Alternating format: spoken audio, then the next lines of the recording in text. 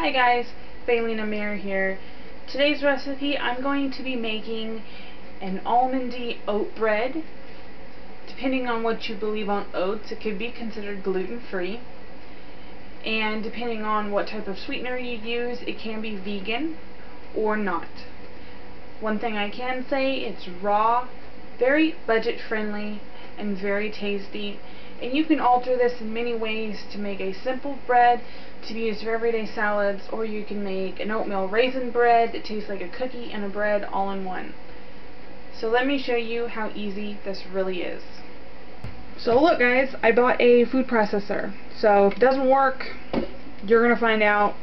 So what I have here is, and these are frozen because I didn't have the ability to use them rather quickly, but oat groats soaked. I'm going to put them in here. This was 2 dry cups of oat groats that doubled in size approximately into 4 cups. And I'm going to pulse them by themselves because they are frozen. Obviously, if yours is not frozen, you can easily skip this step.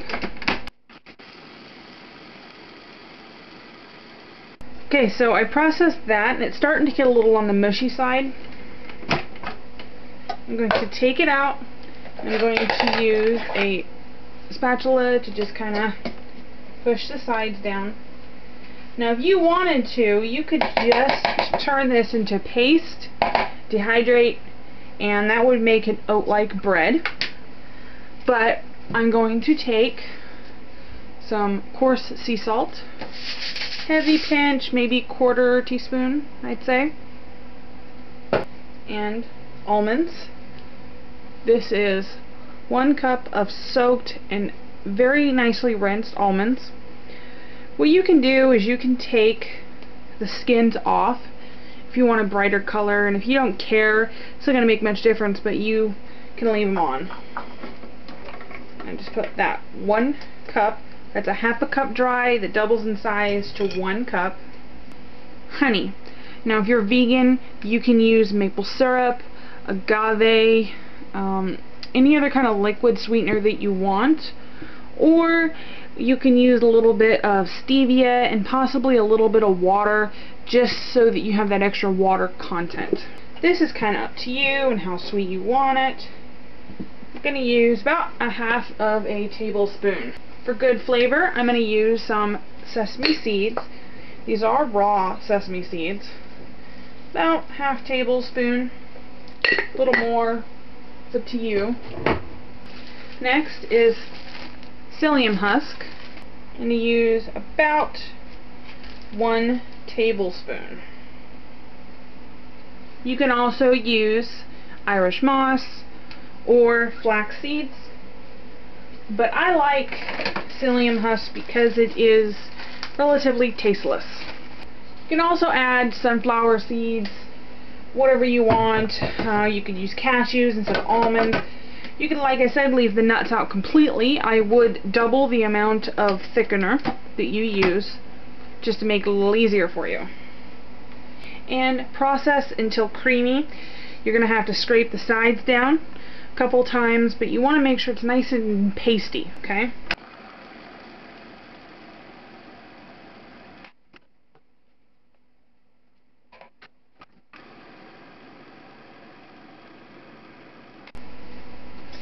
If your bread is not coming together as well as you would like it, you can add a little bit of water, but why add water when you can add a little extra flavor? I'm going to add my plain, unseasoned almond milk, and I'm just going to add as much as it takes to kind of get it to start going into a paste. I'm using a little funnel here just to help me get it in there without getting it all over.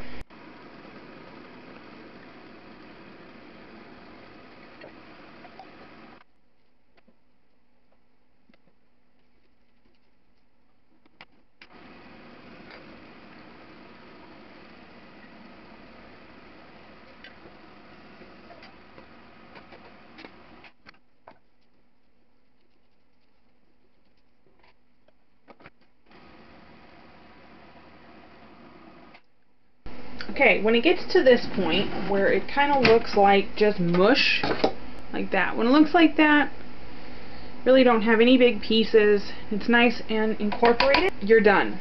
And there you go. If you wanted to make this into oatmeal raisin bread or whatever, you can add cinnamon and raisins at this point. If not, leave it as is. And now I'm going to get out my dehydrator trays and spread it out. Okay, so here I have my dehydrator sheet and my batter. Very, very gooey, thick. You notice if you let it thicken for 5 minutes, it'll get to this point.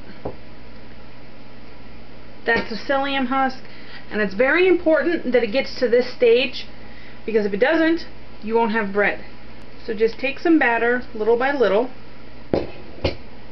and spread it on the sheet. How thick you make it is your choice. You can make it super kind of thick, like real bread. You make it thin for like tortilla size shape. Really just personal choice. Depending on how thick or thin you make it, obviously will decide on the dehydrating time. This is not wanting to be nice to me.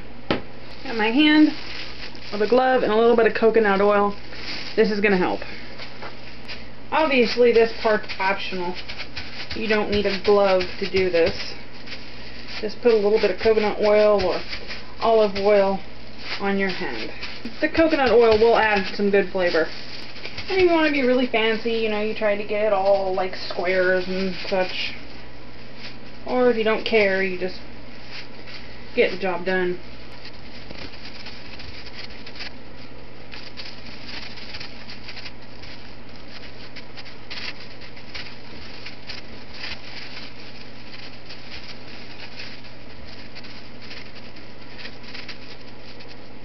And there we go. Now this is going to dehydrate a little bit, and it's still going to be a little on the thick side. I would say this is, about 1/4 inch. So I'm going to get my second dehydrator tray and do the same thing.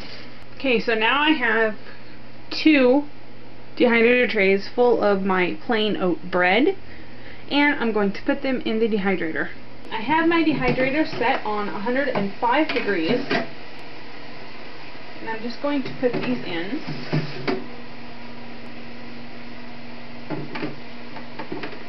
And that's it. Okay guys, and here's the final product.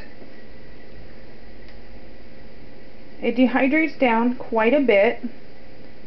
And it'll look kind of like that. It almost looks like bread. I could have made it thicker, but I chose not to. What I did is I dehydrated it 105 degrees for about 2.5 hours, or just until the tops were slightly hardened. You'll be able to tell. And I flipped them onto the mesh rack, and I dehydrated them overnight. They dehydrated about 14 hours, and then I turned them off and just cut them on a cutting board. I hope you guys will try this delicious oat bread. It's not only healthy for you, but it tastes great and can be customized in so many different ways to suit your personal needs. Please visit my website, www.faylinamir.com, for more recipes, tips, weight loss blogs, product reviews, and just a little bit of anything and everything. And as always, bye guys.